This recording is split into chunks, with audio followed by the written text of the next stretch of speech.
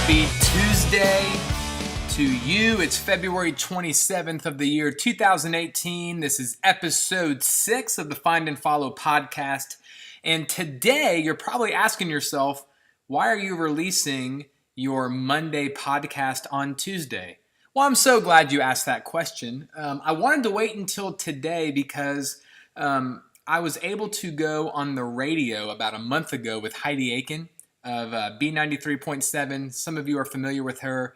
She is on the Hawk and Tom show here in the upstate of South Carolina, and I was able to start a friendship with her, and she had me on the radio last month to talk about family dynamics, how to influence this next generation, and it's been a beautiful opportunity, really, to proclaim Jesus on the airwaves. And this morning she had me on again. And I thought, dude, I'm going to take some of my podcast equipment. I'm going to try and record our conversation. And so that is going to be this episode of the Find and Follow podcast where Heidi Aiken of B93.7 had me on to talk about this 3-step process where we partner with parents and also a way that we train our leaders at Alive Student Ministry on know, show, grow. We believe those 3 ingredients can really make a huge impact in a teenager's life. So, hopefully the audio is loud enough. But here you go. Give it a listen, and then I'll close this out. But you've been okay since I saw you last? I'm okay. It sounds boring, but sometimes same old is a good thing. So thankfully, same old. Absolutely. Yeah, I can't believe it's been a month. It has, yeah. That was a fast That's month. exactly right. Oh, God. Wow. So much has happened. I know. Okay. Just say hey to me. Check. 1, check. Great. Hello. Perfect. Hey, good morning. This is Heidi Aiken with Tim Wadsworth, who is the youth pastor at North Hills Church in Taylor's, and there is another campus. Yes, we have 2 campuses. Mm-hmm. Our main campus is in Taylor's. Yeah. And then we just opened up our second campus in Travelers Rest. You know, I had so much fun talking to you the first time that I had you in, and that's the first time I had met you. And then we left feeling like there was still so much that needed to be said. So much. We're talking about kids, how to talk to children, how to talk to parents, what parents need to know. And there's so much when you're considering what youth are facing nowadays with so much coming at them. Yes. And at all different ages, they're, exposed to so many different things earlier than I remember. Yeah. And so we're going to talk a little bit about that. Good. How to help families, how to help parents, how to help kids. And it's been a month since you were here last. We were just talking about that. I'll tell you what, time flies. I guess I'm having fun because yes, you are. Time is flying. But what I'm so excited for us to kind of discuss today is I'm a really simple person. I like steps and I love things that rhyme. So today I would love for us to talk about this 3-step process called Know, Show, Grow. And it's something that we are training our leaders in our youth group to do with our kids. But secondly, it's always important for us to partner with parents in that step as well. And so many people ask the question, how can we influence the next generation? Or how can I have an impact on a teenager? Because what they're doing is they'll go to step 3 before they really give any attention to step 1 or step 2. And so it's really self-explanatory, but some of these steps are harder to do. It's really easy to understand, but it's just doing it is where the victory is going to be. So obviously, get to know them. Don't judge them. Don't assume you know them. As in parents to children. Right. Yeah. I mean, if you hang out with any baby boomer, right, they're going to assume they understand millennials, and it's probably going to be laced with judgmental comments. And so it's interesting that they already have these, not accusations, but they already have their mind made up. Preconceived notions. Right. But didn't that happen, and hasn't that happened through generations? You know, oh, those kids of today, they didn't know what it was like to do this or to do that. Yeah. They don't have the respect that we had to have for our parents. You hear that a lot, don't you? You do. And Heidi, here's what's so interesting about the baby boomers. They are really the first generation of quote unquote our elders that are having to relearn everything. So think about it. The generation before baby boomers, technology wasn't really taking off like it is now. So someone who was a little bit older, let's say in the 20s or the 30s, people were going to them saying, teach me. You've been there. You've done that. Pour into me. Mentor me. But now I feel like my parents' generations, the 60-year-olds and our current 70-year-olds, they're really having to relearn everything because they're getting left in the dust. So it's interesting for us to kind of step back and have that context of saying, hey, let's cut them some slack. Technology has never been where it's at like it is in 2018. So like my mom is a nurse, and she's a great nurse, but my mom's having to go back and take classes at Greenville Tech to learn how to use Excel spreadsheets. You know, like that's crazy for a 66-year-old is having to go back and take classes in order to be a nurse. I've heard from a lot of people who say, all I really wanted to do in this case would be nurse, or be a teacher, or be a doctor. I didn't know that I had to learn all of this technology in order to make my practice better or more efficient. Yeah. And it's difficult. It is, and it's very discouraging. But hopefully, no matter what age we are in life, we always want to stay teachable. We always want to be learners. And I'm preaching to myself. You know, like there's never a place in our lives where we feel like we've arrived. So I think on both ends of the spectrum, we always need to be thinking of the word no. So as a parent or a youth leader or a mentor, whatever the case is, we always need to be good listeners. And that is so hard. I know it is for me. Like when someone's talking to me, I'm already thinking in my brain of my response. Right. Sometimes people will introduce themselves to me, but I'm so concerned on my first impression that I don't even catch their name. And so that's one thing that I think we can really take away from this in the know, show, grow process. Ask good questions. You know, get around these young people, these teenagers who so desperately need us to be good listeners. And I think that's why you see social media have the impact that it has. It's because they just want to be heard. And sometimes they don't know how to do that correctly. They're still immature. They're still figuring out how to have this platform. But what I try and do with teenagers is just get to know them. Like, do you know if they live under a bridge or if they live in a mansion? That's going to determine maybe why they're talking the way they talk or why they act the way they act. Do you know if their parents are divorced? Do they live in a single parent home? Do they have a mom and a dad who are always fighting? As we get to know them, context is so important for how to influence a teenager. And that's outside the home, right? Because inside the home you would know some of that, but you don't necessarily know what your kid is really like. Huge. On the outside of the home. Yes. So specifically, that know process will look different to a mom or a dad, or to maybe a youth leader in a church, a coach on a soccer team.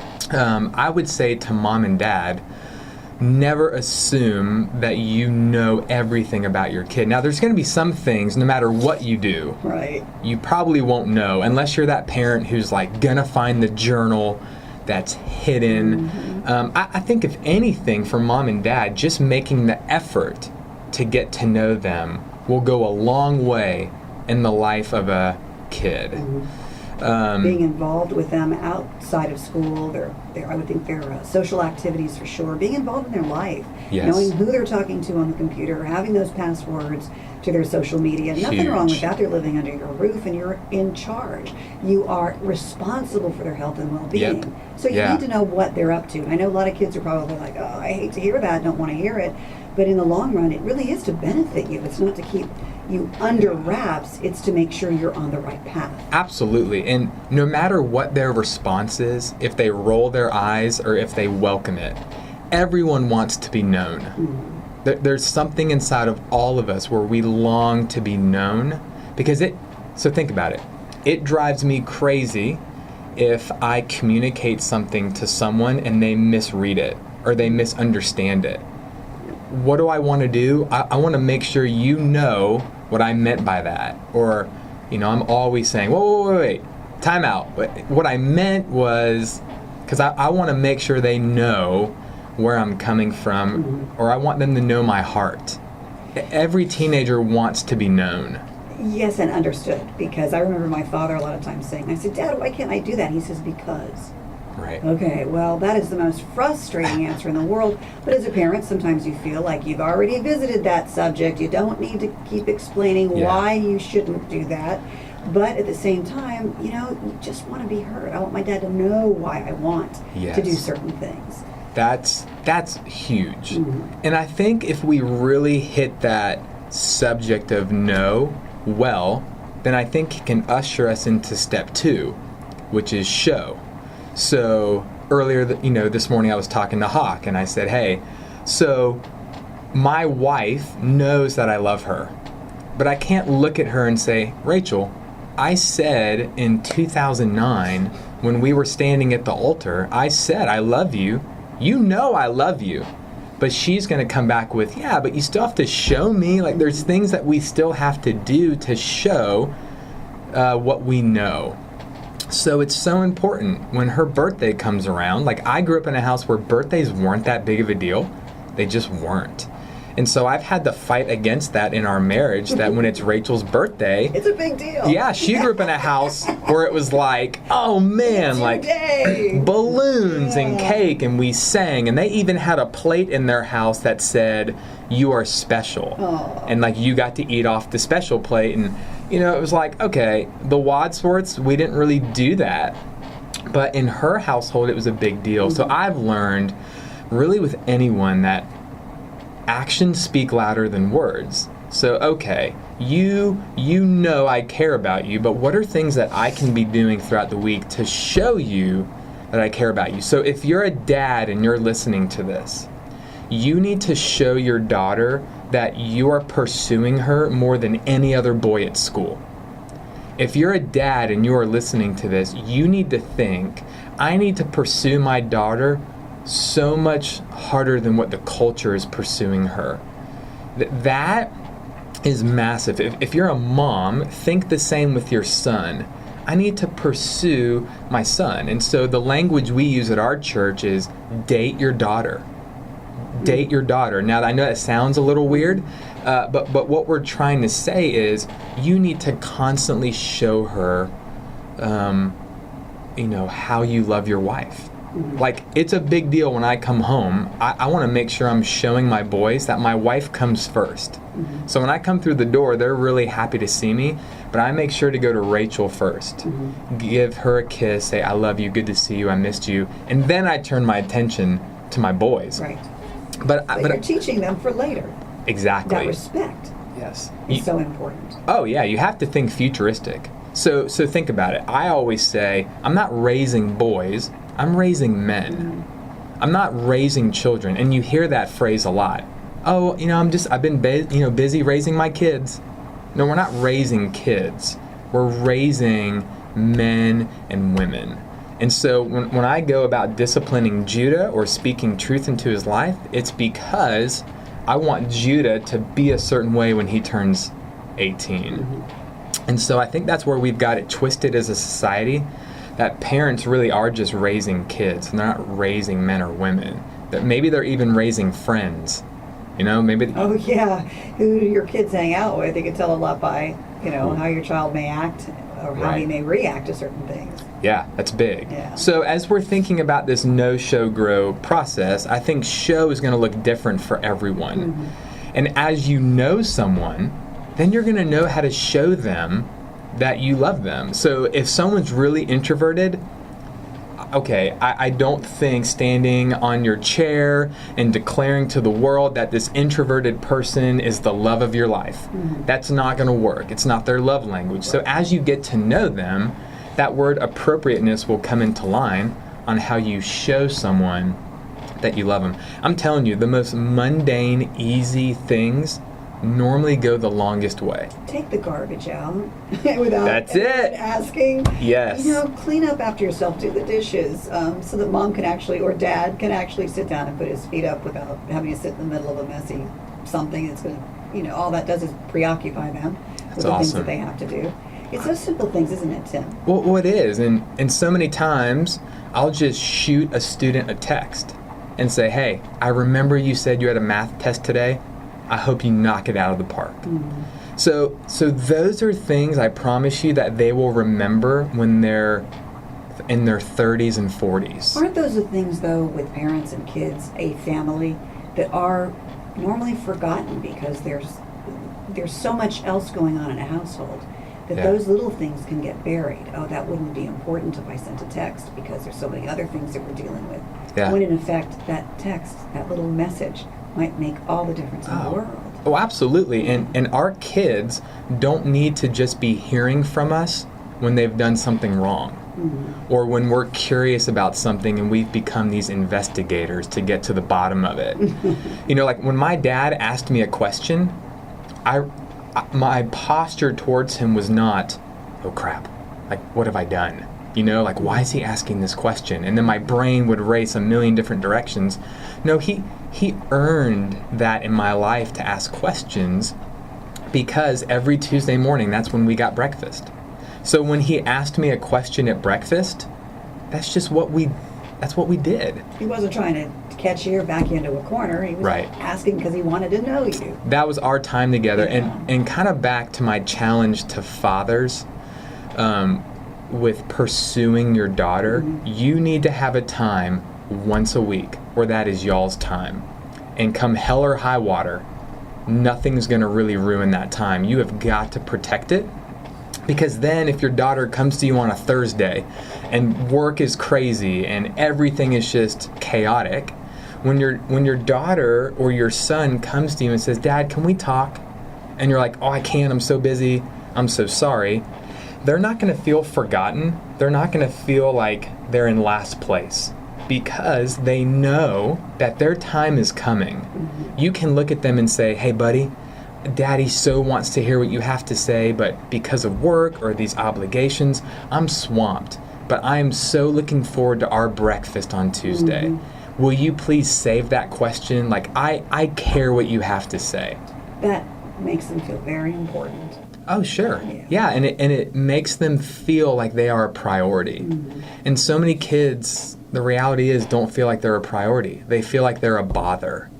So many kids that I mentor and I disciple, I'll ask them that question, like, have you told your parents about what you're struggling with or what it is you're going through? And generally the response is, I don't want to be a bother. They're so busy. I don't want to let them down. Or, you know, so many concerns come out where I wish they didn't have those concerns. I wish they knew that the door is always open. They can approach their parents. And I think that's where the unconditional and conditional love come in. Like, we need to really make our kids know that no matter what you do, my love is unconditional for you. And so many times our love is very conditional. I'll love you if you act this way or if you talk this way, but the moment you drop the ball, my love for you is very wavering. And so we know that we can offer people that because obviously my faith has a big part in my worldview. Like, we believe that the love of Jesus is unconditional. There's nothing we can do to make God love us more or love us less. But how do you get a parent then to discipline their child? They've done something wrong. I love you no matter what, Yeah. but this isn't a good thing that you did. Right. So, So an how do example, you get that across? right? So an example could be a smartphone. Maybe they're looking at things they don't need to be looking at, or sending pictures they don't need to send. Whatever, it could be a million different things. Hopefully, my response to my now 3-year-old, which it scares me to even think, what will smartphones be like when Judah or Levi are older? Yeah.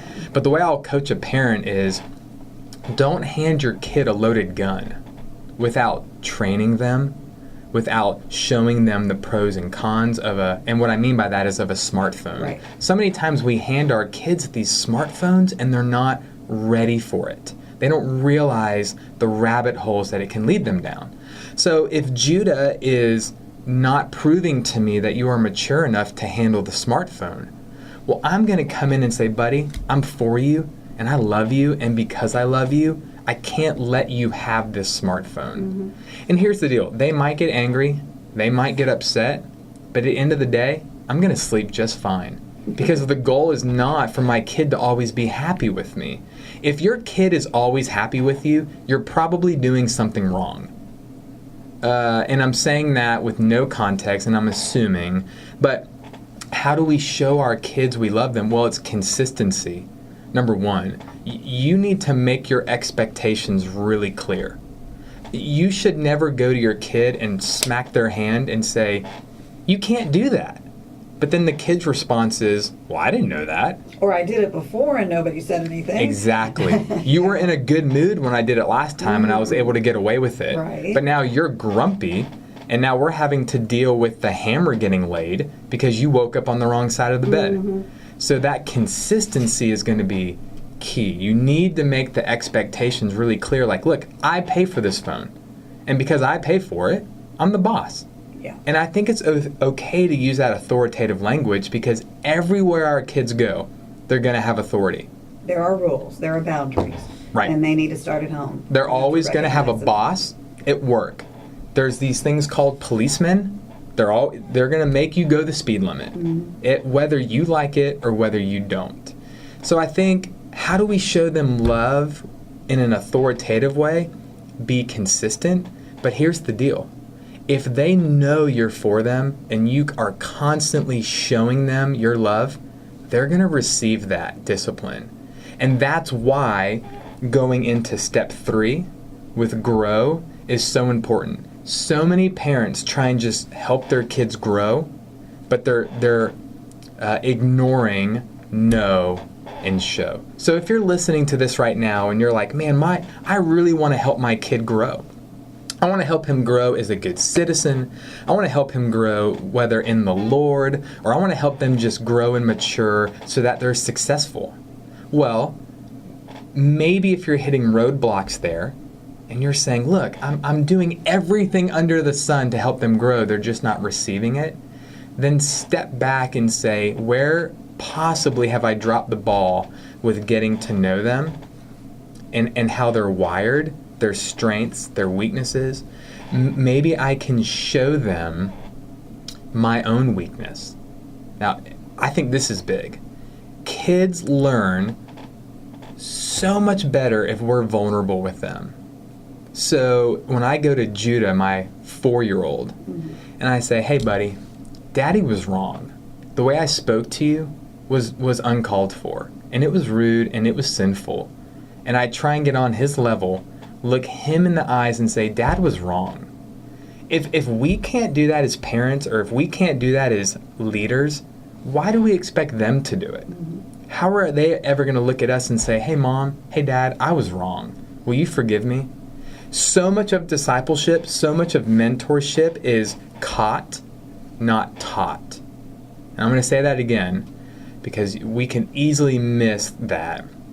So much of discipleship, so much of influencing people is caught, not taught. So I want my boys to love their wives well one day. Well, they need to see me doing it. I can't just go and say, look, do what I say, not as I do. Yeah. That has got to die. Yeah. That's just crazy talk. Yeah. Do as I say, not as I do. Okay, that is dumb. It starts with us. Okay? It starts with our example. It starts with us setting the pace. And if we have a broken next generation coming up, well, then we need to look in the mirror and say, what is it we're doing that's maybe wrong? Or maybe not wrong, but maybe it's just a little off. Where can we humble ourselves and say, look, we need to get better here to influence these 5-year-olds all the way up to 17-year-olds? So much of discipleship is caught, not taught. Like, I want my boys to see the person at the cash register give me too much change. Now, I can do one of two things. I can turn to them and say, suckers, they gave me too much money. That's hilarious. That's great. Or I can show them in that moment honesty and integrity. And I can say, oh, ma'am, I handed you a 20, but you handed me back a 20 and a 10. Mm-hmm. And I promise you, they'll remember that more than anything we ever say. So one of our pastors at our church always says, what you shouldn't be worried about is that your kids aren't listening to you. What you should be worried about is that your kids are always watching you. They see everything. Everything. Everything. And so back to the moment of weaknesses, if we drop the ball or if we do something that's quote unquote wrong, don't beat yourself up. Look at it as an opportunity. You have an opportunity to go to your kids or to go to whoever you're mentoring and say, hey, I was wrong. I was wrong. Will you forgive me? Like, if you are not asking your kids for forgiveness at least 10 times a week, then you're blind. And it doesn't mean you're groveling. It's recognizing that you have made a mistake. And, Sure. You want to make it up to them. Because I think that if they start to see you and you're not admitting to your mistakes, then what kind of a relationship can you have with somebody? It's huge. Anybody. Yep. So, know, show, grow. I think if you're doing those steps well, when you say jump, they say how high. When you speak into their lives, they know that you're doing it from an authentic point of view, out of transparency. Like, they know if you know someone is for you, then you'll listen to them. But so many times, like if someone, writes me a mean email, normally my response is, man, they don't know my heart. Like if they knew my heart, if they knew who I was, then they wouldn't have assumed all of this. And so I think as we wrap this up, the healthy questions to ask ourselves would be this. On step 1, on no, do you ask good questions? Are you a good listener? Do you listen to your kids? They want to be heard.